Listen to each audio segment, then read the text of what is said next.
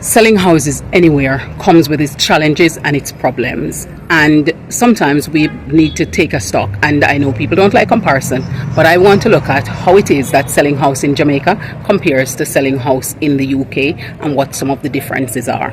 So let's dive into the conversation. The Jam Fam family.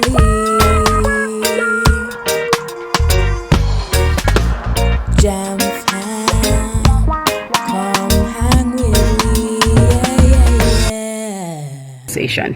Hello, Wagwan. Big up yourself, whether you're there yard or you're there abroad. Welcome back to another episode of Life with the Jam Fams. On this episode, we're going to guide you through a few things that are different when we're selling houses in Jamaica in comparison to doing the same in the UK.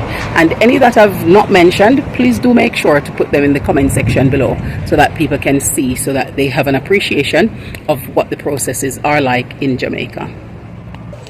The first thing I'm going to look at is the process. So the process of selling house in the UK compared to the process of selling house in Jamaica. So in the UK, when you are listing your property, you list it with a specific estate agent. And in Jamaica, you can also list it with a specific realtor. However, Jamaica has something called the MLS, where it's a multi-listing service or system where it gives you a specific coding for the property that you have listed. Also, what it means is that any real estate individual in Jamaica, or estate agent as you would call them in the UK, can contact the person who lists your property to be able to organize viewings of that property. Whereas in the UK, the person who lists it, unless you're with multi-agents, the person who lists it is normally the people that people need to contact in order to be able to have access to viewing your property. Staying with the same process, the next thing that we want to look at is the fees. So the fee structure is very different. So in the UK, you might be asked to pay between 1 to 2% if you are listing with one agent, and if you are listing with multiple, it might go up to 2.5 or thereabout, and that's percent of the property value when it's sold. Whereas in Jamaica, the standard normally is 5% of the value of the property. So it's quite steeper here than it is in the UK in terms of how much people will get from your sale of your property as the realtor. Now, as mentioned before, the viewing normally in the UK is arranged between you and the estate agent, playing the middle person between the person who wants to view it. Here can be a much longer link. So somebody wants to buy, they have their realtor can contact your realtor, and then your realtor contact you, and then be able to set up a viewing. Okay, and so that's how the structure looks. We're going to talk about some of the pros and cons about this later on in another point. So the second point I want to talk about is the viewings or the showings. So where people will be able to come and get a look at the property that you are selling.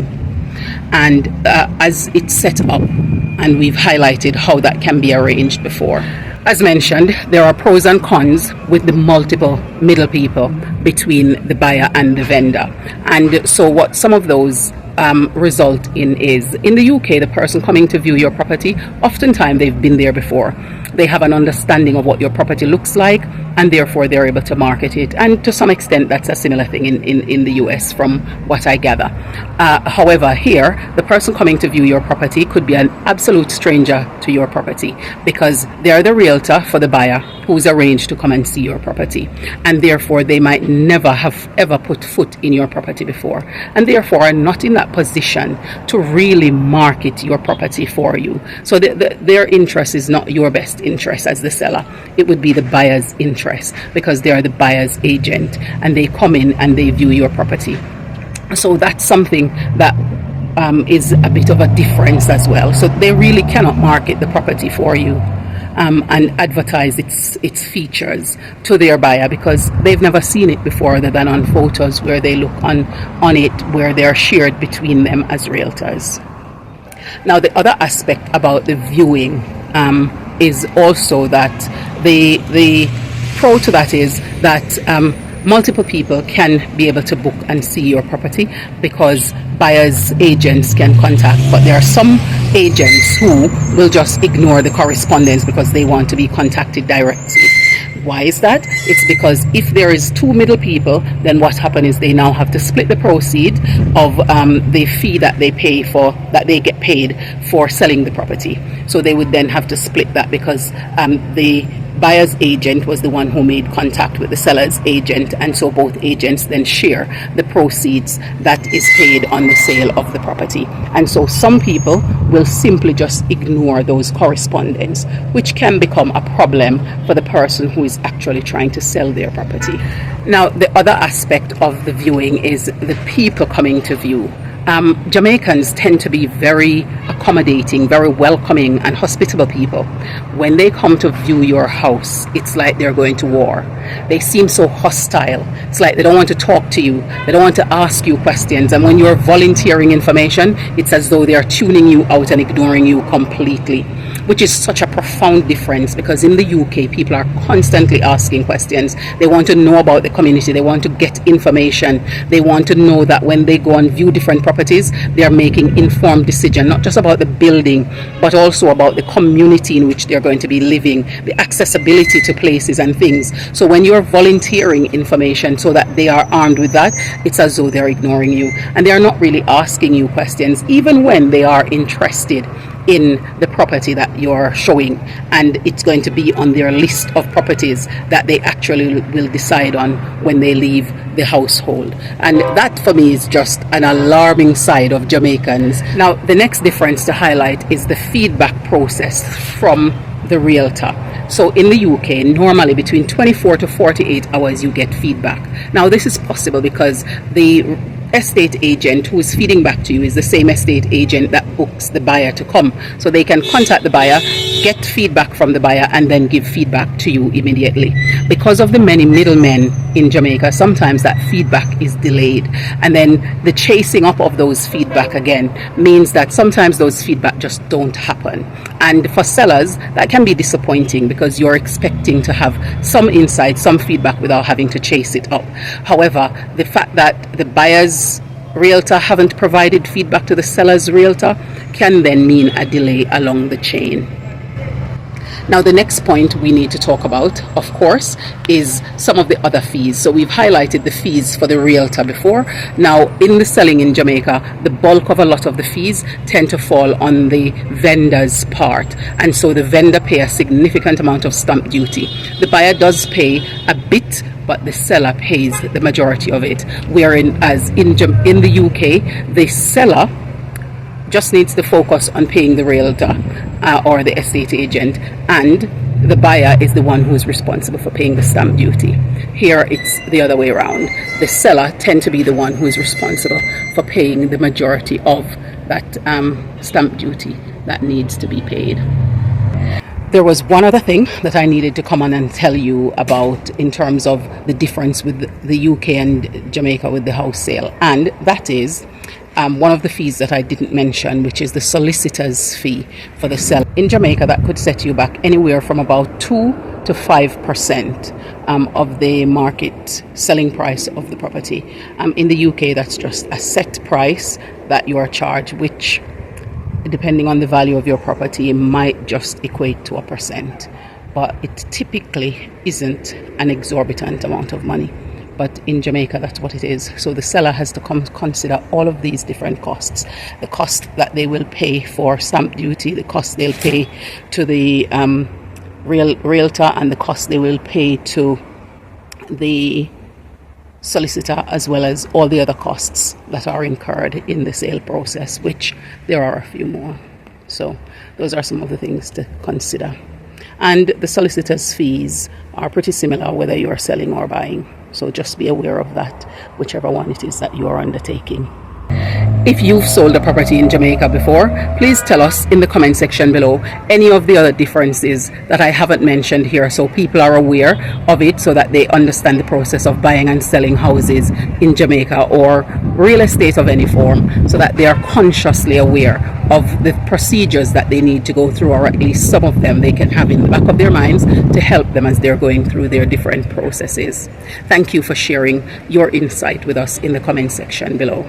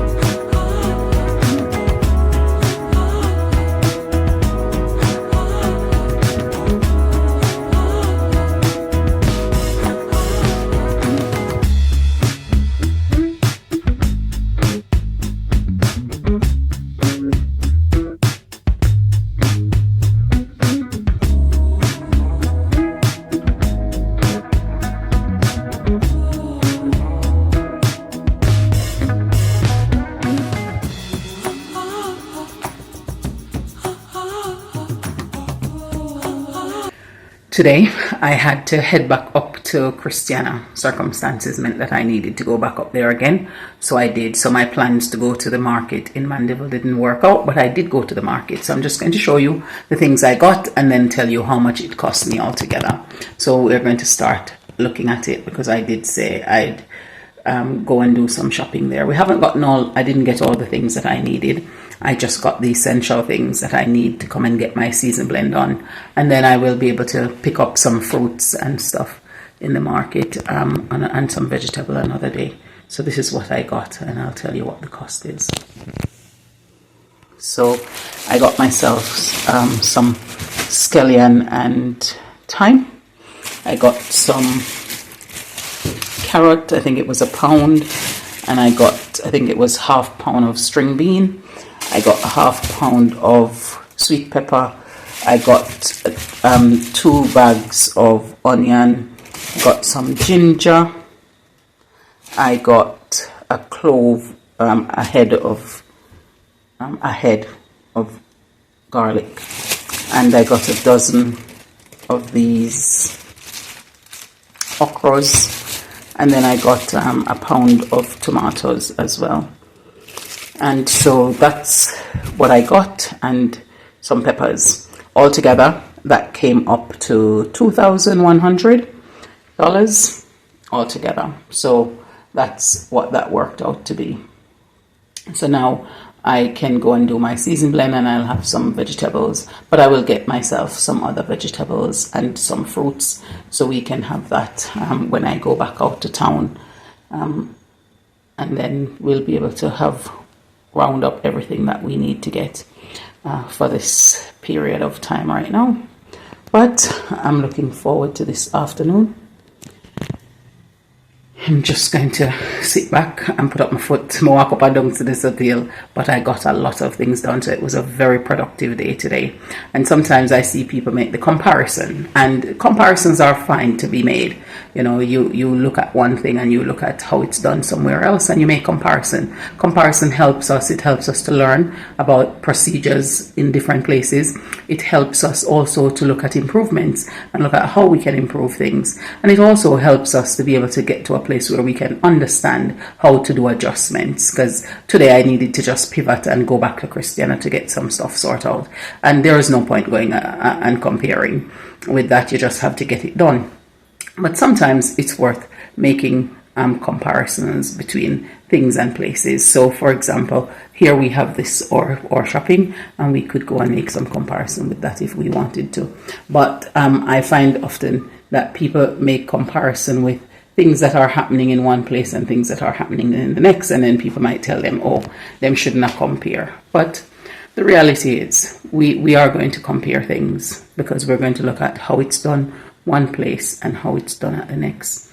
So this is the things that I've managed to get so far, and you know, the fact that I was able to get so much done today was actually impressive, because when we look at the fact that I could go in, join a queue, and quickly get the things done that I needed to do. In the UK, sometimes you'll be able to do that, but nowadays you're needing to send your stuff in the post and go off and get it done. So it might get done, you have to wait for it to come back to go somewhere else. Today, I could have gone into several places and just join the queue and wait and get it done. There you go. I've done the season blend now, and I got 10 of these bags. So that's the size. So 10 of them out of the season blend that I just showed. And I've got some for today's cooking left over as well. So that's it. Seasons start back up. So we're getting there. And pretty much once we get our vegetables tomorrow at the market, we'll be on our roll. For just now needing to just recycle. Just need to sort out school uniform ironing, and everything will be back on track. Our first day back out to church, we're getting back in the groove. So we're going off, and hopefully we'll get there on time and have a very pleasant Sabbath. If you celebrate the Sabbath, well, enjoy the Sabbath wherever you are. So now we're going. And it's nice and cool this morning. It was much sunny earlier in the morning, but it's cooled down significantly now, and we're delighted about it. So we're off, and you can come along with us we'll show you some views of the town as we go out. And sunset on Mandeville.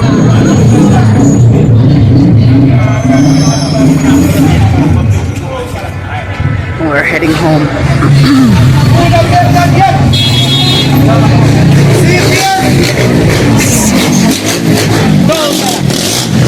No, thank you.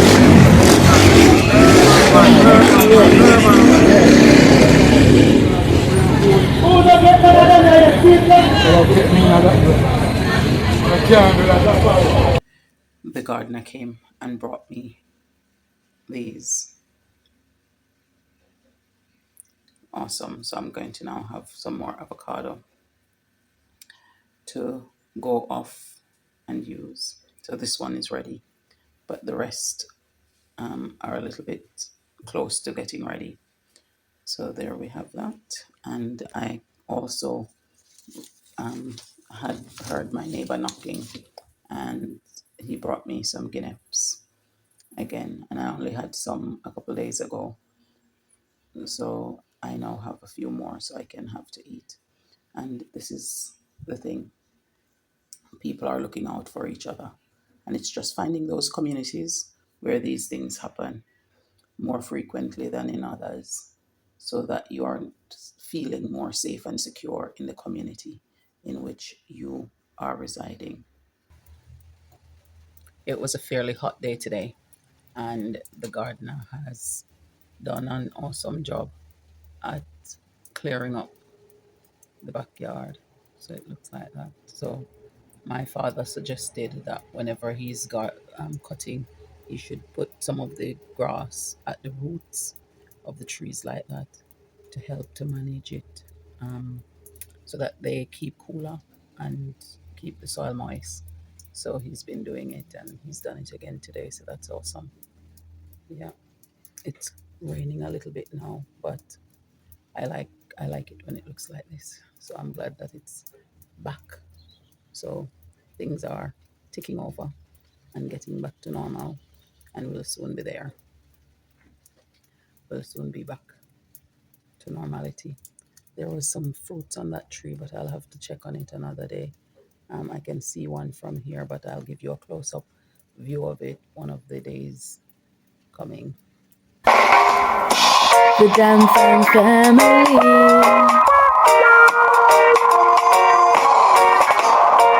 Where living the good life.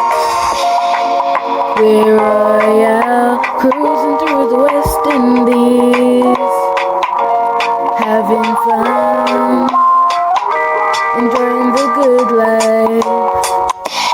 Jam family, the Jam family, yeah. The Jam family.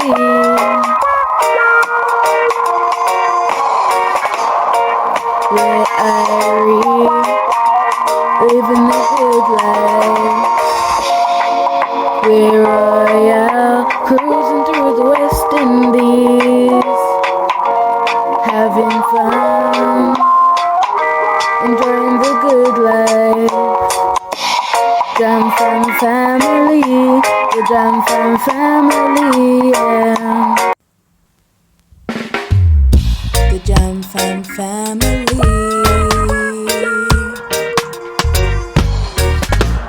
Jam fam, come hang with me, yeah.